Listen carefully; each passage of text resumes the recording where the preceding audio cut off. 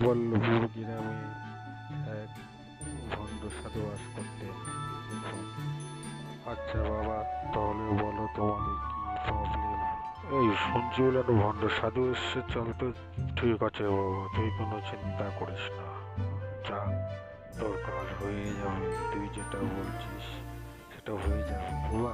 আমি তো আমার মানুষজনকে বেশ ভালোই মুরগি বানাচ্ছি, আমার বেশ ভালোই মকা হবে। এই গ্রামের মানুষ বলছি সাধু বাবা, আর তো বেশ শুনেছি নামটা।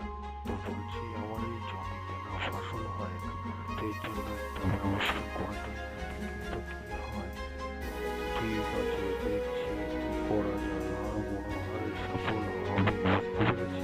আচ্ছা ঠিক আছে বাবা, তাহলে দেখুন কি করে। এই হলুদ কালারের লেবুটা তোর হাতে দিলাম, তুই চোখটা বোঝ, ঠিক আছে? চোখ বুঝে চোখ কিন্তু খুলবি না, বুঝতে পেরেছিস তো?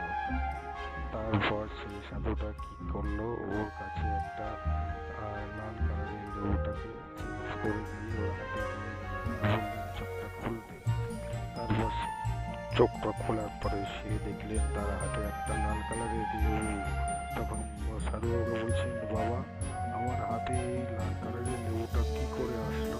ওরে হ্যাঁ হ্যাঁ, এটাই তো তোর উন্নতির লক্ষণ, তুই বুঝতে পারছিস না? তুই তোর ফসলের জন্য। আচ্ছা বাবা, তাহলে আমি বুঝতে পারছি, ঠিক আছে, দেখা যাক কি হয়।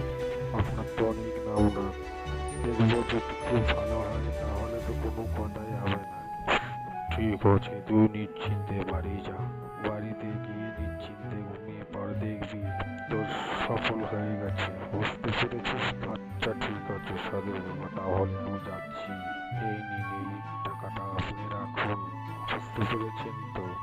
ধরুন পয়সাটা, আপনি আপনার কাছে রেখে দিন। যদি ভালো হয় তাহলে আমি খুশি মনে আপনাকে আরো দেবো। এটা বেশ মানুষজনকে বেশ বোকা বানানো যায়। আমার তো খুব ভালো লাগছে, চিকেন ফ্রাই দুটো খেতে হবে, এই দুটো খেয়ে বুঝতে পেরেছি। উফ, বেশ ভালোই তো, দারুণ টেস্ট। চিকেনটা খেয়ে বেশ ভালোই লাগলো। বাস, এবার একটু শান্তিতে আমি ঘুমোতে পারবো।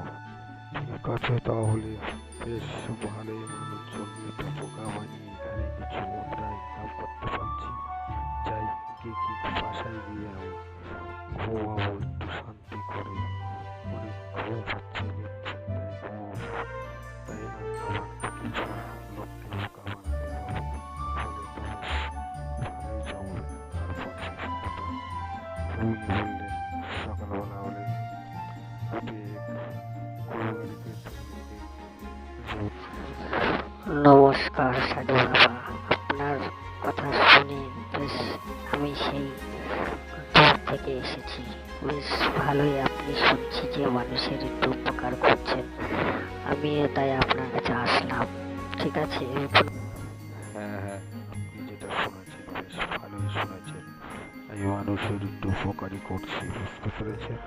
আচ্ছা আচ্ছা, বেশ, তাহলে তো বেশ ভালো কথা।